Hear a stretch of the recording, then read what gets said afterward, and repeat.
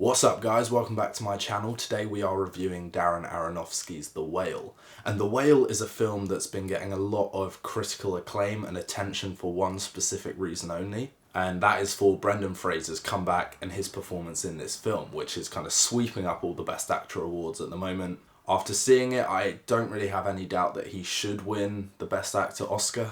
But when it comes down to films like this that are kind of nominated across the board for one specific reason and not for anything else, you do start to get a bit apprehensive. And don't get me wrong, I think The Whale is a very good film.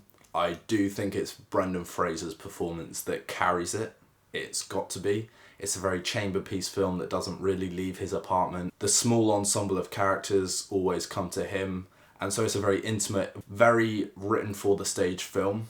That relies solely on the performance of that central character. But ultimately, as a film, everything feels very surface level, and I think that's mainly something to do with the script and something to do with the context of the character, you know, kind of just laying everything out on the table, being his final week probably of life. But all the kind of symbols, all the metaphors, all the analogies, you know, even this whole idea of the whale being a kind of recurring motif in the film about Moby Dick and an essay he was given years past.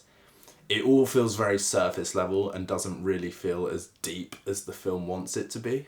So I think this film both kind of lives and dies because of its simplicity. It's a simple and small enough story to allow the acting to shine through, but it's almost so simple that I'm not sure it's going to become a timeless film that everyone looks back on. The film's got an aspect ratio that kind of emphasises this hemmed in, boxed in lifestyle of the central character Charlie. I think Rob Simonsen's score was the main thing that shone through for me in this film, because it's very powerful, it's very grand and operatic, and I think that just provided a really beautiful contrast to the small scale intimacy of the story taking place, and gave the film, pardon the pun, a very larger than life feel, which I think could also have maybe contributed to why I didn't enjoy this film as much as I could have, in that there are moments of kind of triumph and emotional catharsis that feel earned and feel legit, but they also at times kind of veer on the melodramatic, particularly in a couple of kind of confrontations between Charlie and his daughter portrayed by Sadie Sink. And I think the film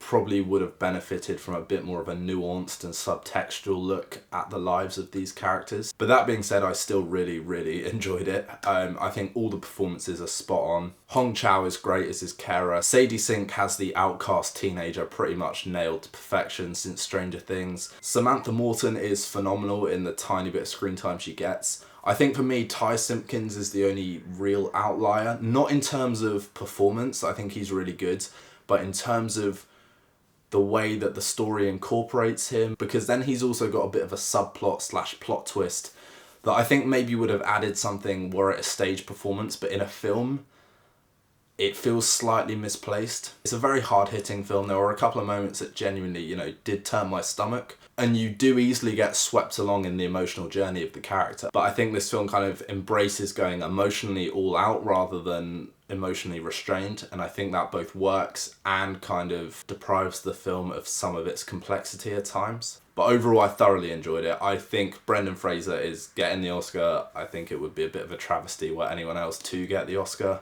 And at an emotional level, the film absolutely works. Musically, visually, you are just immersed into that world for better and for worse, and it is just a really kind of grueling hour and 50-minute experience, but it is worth watching. It's very life-affirming at the same time, and very empowering to watch the struggles of a character wrestling with mortality and reconnection and disconnect. It's an absolutely powerhouse film, but I do think it has a lot of problems.